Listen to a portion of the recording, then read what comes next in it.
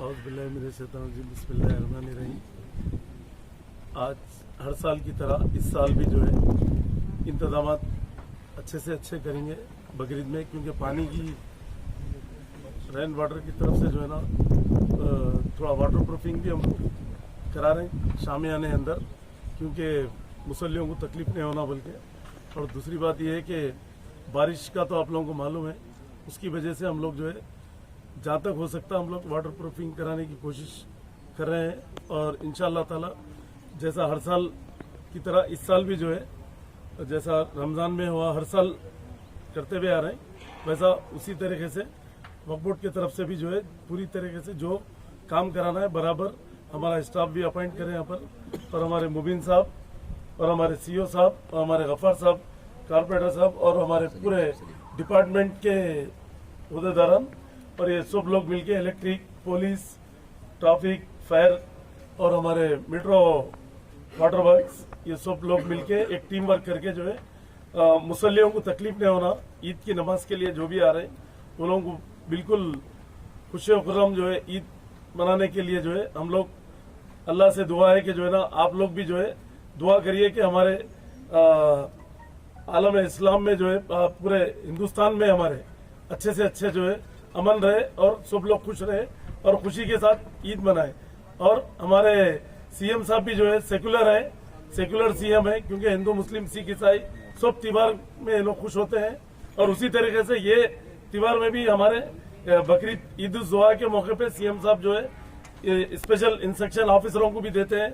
हर जगह मस्जिदों में, ईदगाहों में, पूरे तेलंगाना स्टेट में सब जगह जो है ना अच्छे इंतजाम होते हैं। ईद के लिए कोई प्रॉब्लम नहीं हो रहा है। अगर किसी को कुछ प्रॉब्लम है तो हमारे वक्फ बोर्ड से भी डायरेक्ट रुजू हो सकते हैं और इंशाअल्लाह ताला हमारे से जो हो सकता हम लोग भी करेंगे, क्योंकि केसीआर साहब की गवर्नमेंट में कोई प्रॉब्लम नहीं है। और क्योंकि हमारे असद साहब, अकबर साहब सब मिलकर एक टीम वर्क करके जो है ना कुछ भी माइनॉरिटी के कुछ भी प्रॉब्लम है तो ये लोग सब मिलकर जो है यूनाइटेडली जो है ना मिलकर काम करते हैं।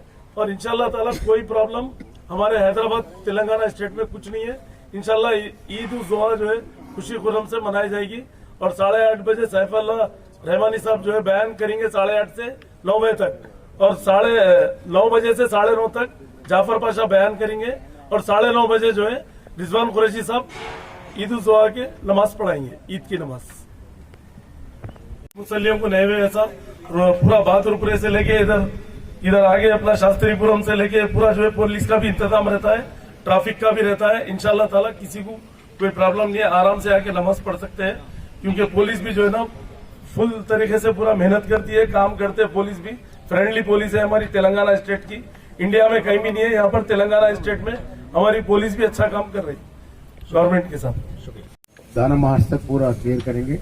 डाइवर्शन पॉइंट्स रहते हैं, दाना मार्च के डाइवर्शन पॉइंट्स और बहादुरपुरा जंक्शन में डाइवर्शन और या ताड़बंदर में डाइवर्शन, 2 डाइवर्शन रहते हैं। पार्किंग प्लेसेस एक जू पार्क में रहते हैं, एज यूजुअल रमजान बंदोबस्त कैसे करे वैसे जू पार्क में पार्किंग रहते हैं। वो पहली पार्किंग है, फर्स्ट टाइम और निकले, सेकंड टाइम है पुराना अगले टाइम में वो पार्किंग नहीं यूज करे।